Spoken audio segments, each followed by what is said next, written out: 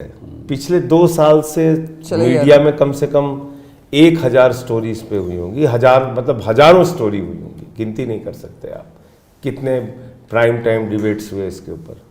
ये केस क्या है? ईडी सीबीआई ने 456 गवाह तैयार किए। आपसे मैं जानता हूं, आप देश के और दुनिया के बेहतरीन वकीलों में से एक हैं। आप इस बात को समझ सकते हैं कि ये केस कितने दिनों में खत्म होगा, और जो आपके दर्शक हैं वो भी जानना बहुत उनके लिए भी जरूरी है। कई सरकारें चले जाएंगी, 456 तो गवाह है सर इसमें, और 50,000 पन्ने की चार्जशीट है सर इसमें, और 20,000 पन्ने उन्होंने अनरिलाइड अपॉन डॉक्यूमेंट में डाल रखे हैं। 700 सम्मन इसमें किए हैं। मैं अपने केस के बारे में बोल नहीं सकता, लेकिन आप पता कर लीजिएगा कि मेरे केस में क्या किया इन्होंने। अरविंद केजरीवाल जी, जिनको जो दिल्ली के मुख्यमंत्री हैं, जिनको अंदर किया हुआ है इन्होंने, 456 में से 4 लोगों ने उनका नाम लिया है। एक है मंगुंटा रेड्डी, एक है राघव रेड्डी, एक है शरद रेड्डी, एक है सी अरविंद। जो मंगुंटा रेड्डी और राघव रेड्डी हैं, इनको 5 महीने जेल में रखा जाता है। इसके बेटे को, मंगुंटा रेड्डी के बेटे को 8 महीना में बयान, और उसने 10 बयान दिए, दोनों बाप बेटे ने मिलकर। 8 बयानों में केजरीवाल का नाम नहीं है। जैसे ही केजरीवाल का नाम लेते हैं बेल मिल जाती है। 12 स्टेटमेंट शरद उन्हीं को बेल मिल जाती है, बेल मिल जाती है बेटे को, राघव रेड्डी को। 12 स्टेटमेंट शरद रेड्डी के होते हैं सर। 10 स्टेटमेंट में केजरीवाल का नाम नहीं लेता, 2 स्टेटमेंट में नाम लेता है, फिर उसकी बेल हो जाती है। सी अरविंद कहता है मैंने अपने मिनिस्टर को एक डॉक्यूमेंट दिया, मुख्यमंत्री वहां मौजूद थे। एक सेक्रेटरी अपने मिनिस्टर को क्या डॉक्यूमेंट दे रहा है? चीफ मिनिस्टर वहां सामने बैठा, ये क्या घोटाला है? इसमें क्या हो गया? तो ये तो इतना सीरियस केस बना दिया। मैं सर कही कह रहा हूं कि इस केस का ना कोई। अच्छा, दूसरी बात, आप कहते हैं 1000 करोड़ का घोटाला हो गया, फिर कहते हैं 100 करोड़ का घोटाला हो गया, फिर कहते हैं 45 करोड़ का घोटाला हो गया, फिर 100 करोड़ की थी। इनके आरोप तो यही है ना। 100 नहीं, फिर कभी आता है 338 करोड़ का हो गया, कोई कहता है 350। तो ये पैसे सर, इतने बड़े बड़े अमाउंट जब ये लोग बोलते हैं, 3 रुपए भी कहीं से बरामद कर पाए क्या भाई? वो तो कैसे बरामद करेंगे? आपने छुपा लिए, आपने खर्च कर दिया, बरामद। तो इसका तो क्या मतलब? अगर मैं आज कहूं कि भाई मैंने 50 करोड़ रुपए अमित शाह जी को चंदा दिया और उन्होंने उसको चुनाव में खर्च कर दिया। देखिए, पर इनके पास तो तथ्य है। इनको कितने 35 करोड़ मिले औरबिंदो फार्मा से?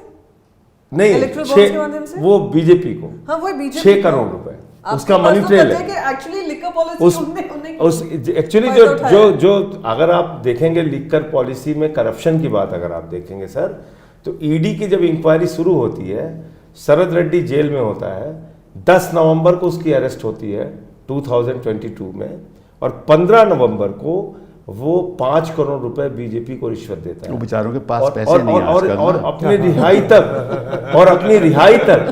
अपनी रिहाई तक इलेक्ट्रल बॉन्ड आप और नहीं ले नहीं सकते। अपनी रिहाई तक 55 करोड़ रुपए उसने बीजेपी को चंदा दिया। 5 करोड़ रुपए पहले दिया हुआ था। तो यहाँ तो मनी ट्रेल साफ तौर से दिख रहा है। इलेक्टोरल बॉन्ड को अनकॉन्स्टिट्यूशनल घोषित कर चुका है। कोई जरूरत नहीं है, यहाँ कोई स्पेशल जज बेल नहीं देता, नहीं देते। हाई कोर्ट में बेल नहीं होती, सुप्रीम कोर्ट में कहते हैं जब तक वहाँ से नहीं आएगी तब तक हम कुछ डिसीजन नहीं लेंगे। और ये तो मैं रोज़ के रोज़ केस में देख रहा हूँ। तो ये तो बहुत इतना ज़्यादा अन्याय तो मैं समझता हूँ कि किसी भी लोकतंत्र देश में आज तक मैंने नहीं देखा सर। गुजरात में लेकिन सर आप जैसे सेक्शन 50 का जो स्टेटमेंट है, ये तो माननीय सुप्रीम कोर्ट को भी देखना चाहिए कि भाई सेक्शन 50 के स्टेटमेंट छिपाते क्यों हैं आप? अगर सेक्शन 50 में जो भी स्टेटमेंट लेते हैं, हम लोगों को पहले बताते हैं भाई इसमें झूठ बोला आपने, तो आपके खिलाफ कार्रवाई होगी। सेक्शन 50 में आपने स्टेटमेंट लिया 10 स्टेटमेंट, 8 आपने छिपा लिया जिसमें केजरीवाल का वो तो उनको डिस्क्रेशन है ना कि 8 छिपा ले और 2 रिलाई ऑन कर दें, रिलाई अपॉन कर दें। इसका मतलब जो 8 उसने, अरे भैया, जो अब अदालत को देखना चाहिए ना, पर इस अदालत को ही नजरअंदाज कर दे तो हम क्या करें? लेकिन सर 2 हफ्ते कभी नहीं होता है। लेकिन इसके साथ 2 महीने लग जाते हैं। इसके साथ 2 पहलू, आपने बड़ा अच्छा सवाल पूछा। इसका दूसरा पहलू ये है कि अगर आप बीजेपी के साथ मिल जाते हैं तो फिर फाइल गुम हो जाती है सर। छगन भुजबल की फाइल गुम हो गई, अजीत पवार को क्लीन चिट मिल गई, उनकी हेमंत विश्व शर्मा का वाटर घोटाला। लोकतंत्र में तो ऐसा होता ही है। ये तो क्लियर कट दिख रहा है ना सर। बट इस जो मैंने सवाल उठाया है, इसमें क्या राय है आपकी कि अगर कोर्ट कहती है कि भैया डे टू डे ट्रायल होना चाहिए, तो डे टू डे हियरिंग भी तो होनी चाहिए जब बेल के लिए, वो क्यों नहीं करते आप? वो उसको क्यों नहीं लागू करते? स्पेशल कोर्ट क्यों नहीं बनाते आप? बेल के लिए उस समय तो आप नॉर्मल कोर्ट में आपको जाना पड़ता है। एक महीने की डेट पड़ती है। एग्जैक्टली, वो क्यों? और सुप्रीम कोर्ट ये बात मानती क्यों है? और एक और जी, मैंने ये पार्लियामेंट में एक क्वेश्चन डाला था कि कितने केसेस पॉलिटिकली एफिलिएटेड केसेस हैं। 97% केसेस वो ऑन ऑपोजिशन, और प्रॉपर्टीज अटैच कर ली हैं आपने, एसेट्स अटैच कर लिए हैं, कन्विक्शन नहीं हो रहा है तो वो आपके पास पड़े हुए हैं। कन्विक्शन है नहीं, conviction is on the base of कौन हमारी साइड आ रहा है, वैक्यूम क्लीनर हम इस्तेमाल करें। 97% ऑपोजिशन पे 3% are people who left the opposition and joined the BJP. वरना 100% होता। मैं आपको देखो अपनी बात ही बताता हूँ। मैं हेमंत सोरेन का वकील हूँ, तो हम सुप्रीम कोर्ट गए। 31 जनवरी 2024 में वो अरेस्ट हुए। हम सुप्रीम कोर्ट में मेरे ख्याल 4 अप्रैल में हमने याचिका डाली या 2 अप्रैल में, तो सुप्रीम कोर्ट ने सुनवाई की और बोले कि आप हाई कोर्ट जाइए। तो हमने कहा साहब हाई कोर्ट में हमें कुछ राहत नहीं मिलेगी। बोले नहीं आप जाइए, 32 में हम एंटरटेन नहीं करेंगे। हम हाई कोर्ट चले गए। ऐसे ही हुआ कि हाई कोर्ट में कहा कि 1 हफ्ते की डेट दी, कोई अमेंडमेंट एप्लीकेशन की, फिर कहा कि हम 27 फरवरी को सुनेंगे। मतलब कि फरवरी में हमने शुरू में चले गए, 4 फरवरी या 5 फरवरी, और 27 फरवरी की बहस हुई। 28 फरवरी में हमने बहस कर दी। 28 फरवरी से आज तक उस जज ने फैसला नहीं दिया। 2 महीने हो गए। 2 महीने। तभी I think you will move the supreme court today. मैं केवल एक आपको बता रहा हूँ हो क्या रहा है इस देश में। सर आपको एक और चीज अच्छा होगा क्या? अच्छा, अब जो क्लाइंट है वो डरता है कि मैं अगर जज के बारे में बोलूँगा कि आपने, अच्छा मैं जज के पास गया, मैंने कहा साहब आपने जजमेंट दे दीजिए। जज ने कहा आप इंतज़ार कीजिए, ठीक है। फिर मैं सुप्रीम कोर्ट आया। अब क्या जो क्लाइंट है वो सुप्रीम कोर्ट नहीं आना चाहता, क्योंकि अगर वो कहेगा कि जज जजमेंट नहीं देता तो जज वैसे वो सोचता है कि मेरे खिलाफ ही जजमेंट हो जाएगी। वो भी डरता है। सही बात। तो ना इधर का ना उधर का।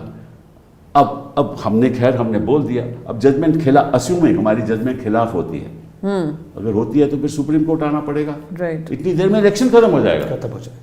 अब ये मुद्दा सबसे बड़ा है कि इलेक्शन के दौरान जब आपके लीडर लोग मतलब पार्टी के लीडर, चाहे वो अरविंद केजरीवाल हो, चाहे सोरेन हो, चाहे वो कोई और भी हो, चाहे महाराष्ट्र में ऐसे लीडर हैं, बड़े बड़े लीडर हैं, अगर उनको आप जेल में रखोगे और उनको पार्टिसिपेट नहीं करने दोगे इलेक्शन में, तो वो लोकतंत्र का कौन सी आशा पहलू? नहीं, आपसे एक और सवाल मैं पूछूंगी, क्योंकि आप वो केस लड़ रहे थे महाराष्ट्र में जब फ्लो टेस्ट हो रहा था। हमने वो फ्लो टेस्ट को रोकने के लिए हमने अर्जी दी थी, फिर कल रेट्रोस्पेक्ट में करेंगे।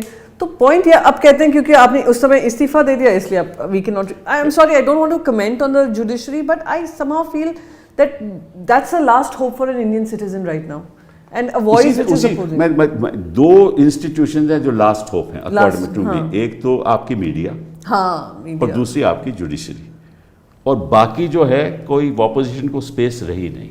पार्लियामेंट में कोई आपको सुनता नहीं है, कई और कोई सुनवाई होती नहीं, तो किया क्या जाए।